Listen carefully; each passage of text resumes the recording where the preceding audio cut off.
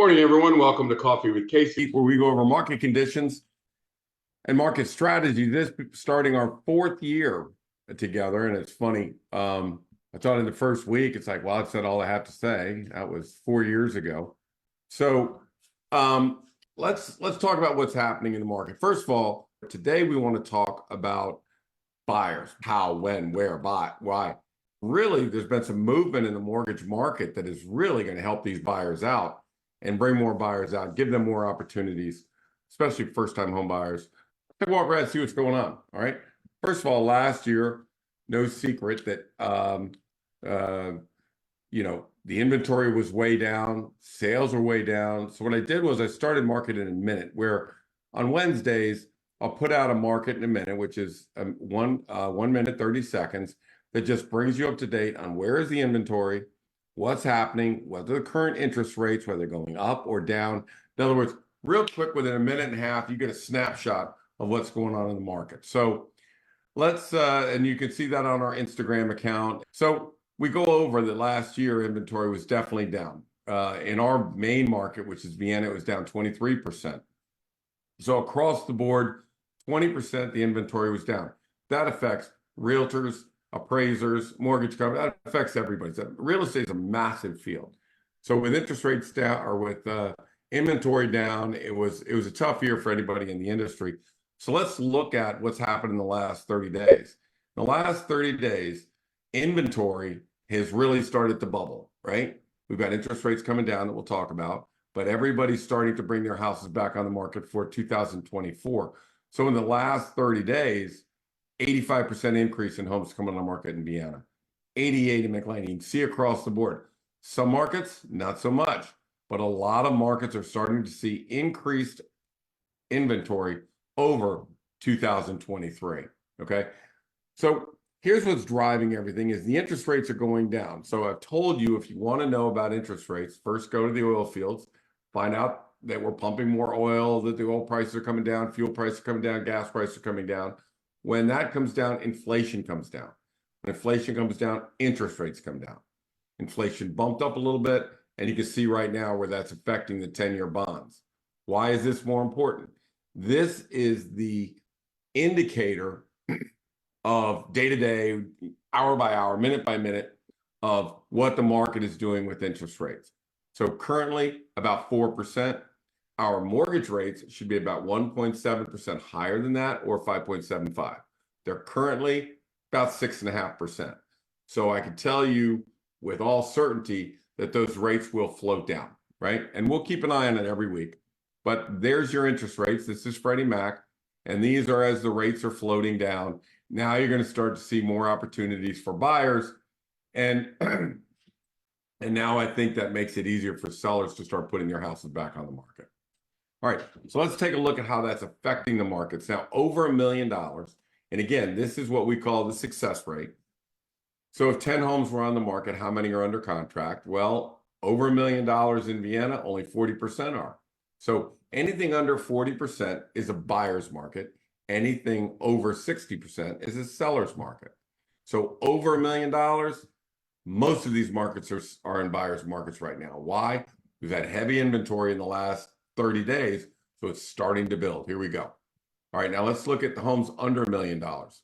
What opportunities are there for buyers under $1 million?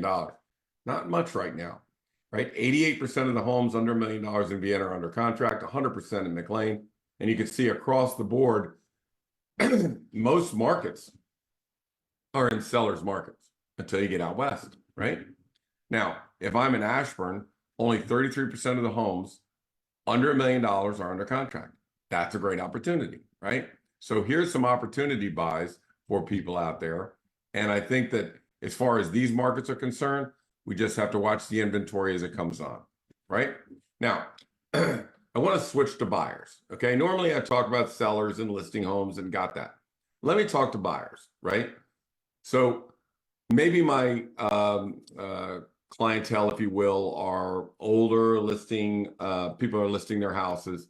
They all have kids, right? They all have nephews and nieces, and they all know, the younger people struggling to get into the market. Some have tried to put in many contracts and haven't been able to get a house. So the first thing I want to talk about is, should you be buying a house, right? And timing, forget about the time. Should you be buying a house? The answer is, here's the chart since 2010 of the wealth of a homeowner versus a renter, right? So some millennials may have seen older people get a house and lose that house, or the value dropped dramatically back in 2005, 2007, 2010. But the fact is, you need to buy a house. A house puts down roots. There's a lot of benefits to home ownership. You can fix and do whatever you want to that house and make it your own. And I think that's the most important thing of home ownership. But look at the wealth of the people that have purchased homes versus the people that rent. So the bottom line is, going to need to buy a house. Sooner or later, you're going to need to buy a house. Next question is where, okay?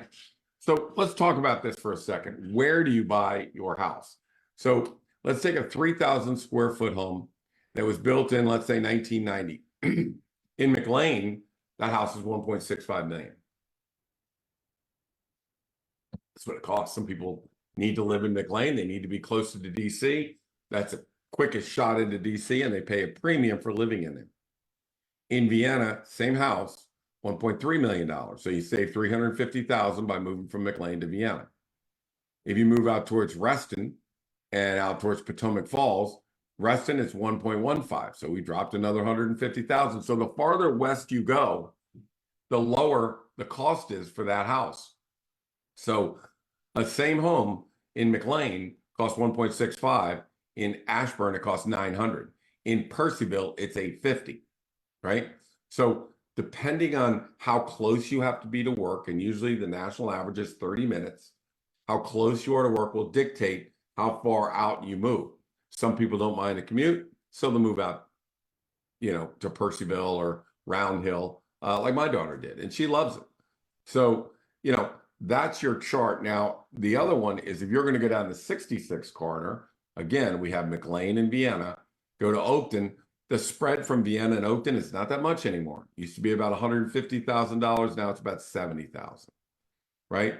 Move down to Centerville, you're down to $918,000. Let's call it 900. So the difference between Centerville and Vienna is about $400,000.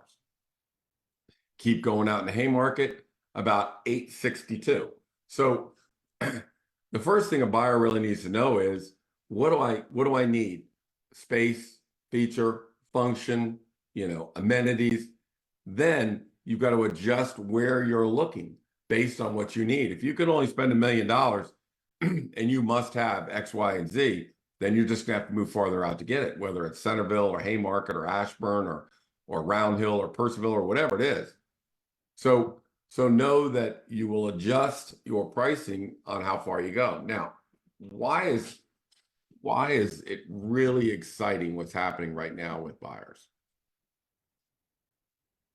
Financing was really easy back in 2005, 2007, about 2007. In fact, we made statements like we could qualify a ham sandwich to buy a house back in 2007. And then it went from too easy to qualify to too hard to qualify, right? They went from no money down, just tell us what you make, no income verification, no asset verification. If you can breathe onto a mirror and fog it up, you can have a house. That's just the way it was. So what happened then was the mortgage criteria got really tight. Okay, now you have to put up 20% down. Now you have to qualify for everything. I mean, really qualify. They really got tough on people that qualify. So your buyer pool went from, let's say, 10 out of 10 to 1.5 out of 10 that have that kind of money, 20% down, that kind of income, all of that stuff. So it went from having a huge buyer pool to a small buyer pool. Now, over time, and I mean, it's just really hit recently, they raised the limits you can have on your mortgages. They've lowered the down payment you can have on your mortgages. They've lowered the mortgage insurance you can have on your mortgages. So I'm not saying that qualifying is easier, but I am saying that the loan availability is much greater now than it's been. Let me give you a few examples. If you want to buy a house for $750,000, you can do it with no money down.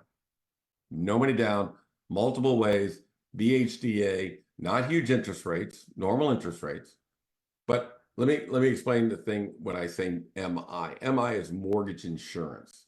Now, mortgage insurance, because in 2007 and whatever, there was massive amounts of foreclosures and losses. The private mortgage insurance you would pay maybe $400 or $500 a month to get a low money down, a low down payment. Now it's shrunk almost to $100, minuscule amount, right? So that mortgage insurance has shrunk, and now people can put up 5% down to buy a home up to 1.2 million. So let's think about that for a second. Let's say you want $1 million house.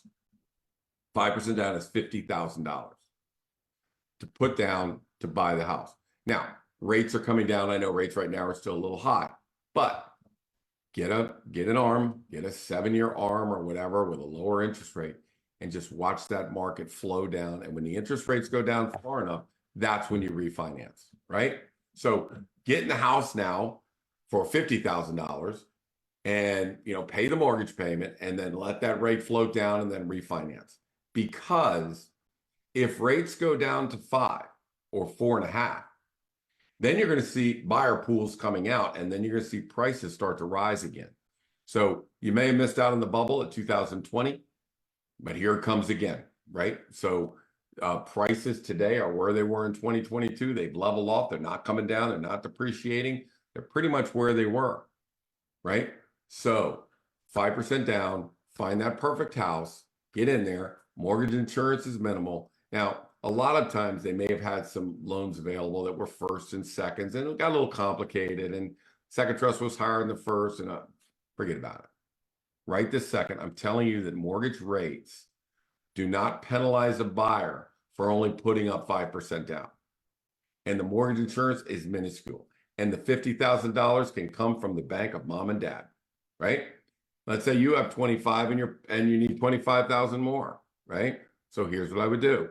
$25,000 from the buyer, 25,000 gift letter from mom and dad, have the seller pay for the closing cost, and you're in that house, $1 million home, for $25,000 down. That's very, very powerful, right? So you've got to own. We've just seen people that own houses have 400,000 in assets. People that rent have 7 or 8. Blow off that millennial mindset of you should rent and not own. That's past, right? It's ridiculous. You're going to have kids, you're going to have a wife and a husband. You need to own a house, and or whatever. You need to own a house. You need to put your roots down. You need to be in the same school district, not being bumped around, and you need to be able to fix up your house that you own. Here's another good thing. Rents increase every year. Mortgage payments do not. So that mortgage payment you have, there's going to be a slight increase in taxes, but that mortgage payment you have is going to remain constant. So although it seems like a lot right now, it's not going to seem like a lot, in 2 or 3 years, right? Because it's going to say, in fact, it's going to go down when interest rates go from 6.5 or 6 all the way down to 4.5, and you refinance, that mortgage payment goes down now, right? So where you buy is depending on what you need, where you have to be, right? How you buy has gotten a lot easier. 5% down, up to $1.2 million, 10% down, up to $2 million. So if somebody wants to buy a home for $1.5 million, they're putting up 10% down. Again, bank of mom and dad, or money that you have in savings, or money you can, you want to talk to your 401k program, because there's an opportunity to borrow money from a 401k. I'm not an expert at that. You need to talk to your company about it. But people pull out of 401ks to do it, pull out of savings, borrow from mom and dad, borrow from somebody to get in that house. The goal is you've got to buy a house. You got to buy a house before we may have a run up in pricing. We may not. Who cares? It doesn't matter. Timing is not the matter.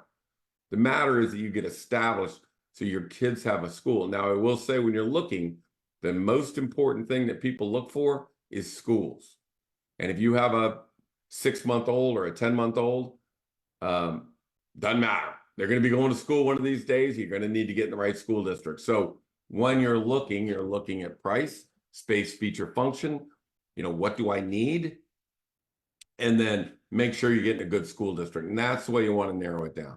You want to have a good lender, okay? So our lender is Mike Filan. And all you have to do is, he's on everything we have. His name is Mike Filan. He's a senior VP over at First Heritage. And he's the guy that gets us all our information on the financing. And I will tell you, it's money, right? 10% down with regular interest rates, no real PMI to worry about. That's powerful. That opens up our buyer's pool, folks. And I think that people have been kind of not in the dark. I'm not going to say in the dark, but forgot all about these programs, and they've gotten easier and easier as years have gone by. And now they increased all of the levels that they'll go up to. And now we're looking at $750,000 with no money down, 1.2 million with 5% down, $60,000 to buy a $1.2 million house. The buyer pool is increasing. And as word starts to seep out that now the private mortgage insurance has gone down and I can get in with little amount of money, and then rates come down, watch the buyer pool go like this. So I would say it went from 10 out of 10, the buyer pool in 2005, all the way down to 1.5, 2 out of 10. And now it's going to about 6, 7 out of 10. And it's increasing the buyer pool. And that means more people that can get into a house. If you've just gotten married, you need to start finding something to move into. And let's talk about condos, townhouses, and single family detached. Some people move from a condo to a townhouse to a single family detached, but each time you do that and sell, you have to sell it, pay the cost of buying and selling. So any equity you may have built up is gone when you have to sell it. So 2 things you can do. 1, look for a single family detached home. Try and get everything you could possibly do to get into a single family detached home. Going to want to have dogs, going to have kids, try and do it. And if you can't do it in Vienna, or you can't do it in Oakland, or this and that, just keep moving out until you find that house or that community that you want. I'm going to give you a tip. The bank of mom and dad want that house to be close to where they are. And that's why sometimes they're willing to pay to keep, not you. They don't love you. They don't love the kids.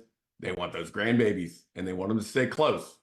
So that's why they put you through college. You've gotten married. Now you're having kids and they want to keep those grandbabies close. So that's why that's a good place to stop. And the reason I say that is because in the last year, when interest rates got to 8%, the most important bank in town was the bank of mom and dad.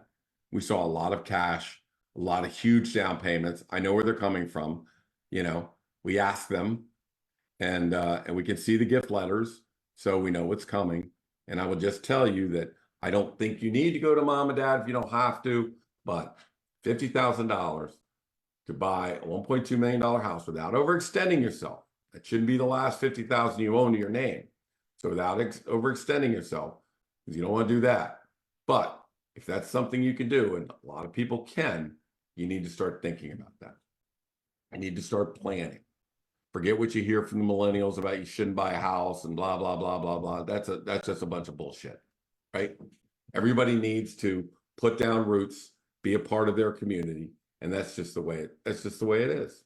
So, that's a look at the market conditions. As we look forward to 2024, what do we see? Well, inventory is already starting to shoot up, 80% over last year. Forget the 5-year average. Last year, let's take a look at last year. We're 85% higher than it was last year. Some markets haven't kicked in yet, but there are some markets, if you watch Market in a Minute, or you watch Coffee with Casey, you're going to know which markets are popping up with inventory and which are not. Which homes are in buyer markets, which homes are in seller markets. So it's important to stay up to date with market conditions. And I'm trying to make it easy on the Market in a Minute. That's 90 seconds, right? So I got to listen to a bunch of my yabbering on as we go along, right? So keep an eye on that for the inventory. The interest rates are falling. Inflation is down. We'll see you again next week. If you want to catch up on previous Coffee with Casey's, you can go to CaseySamson.com. Julie's got them all laid out for you. We'll see you again next week at 10:30 on Coffee with Casey. Bye now.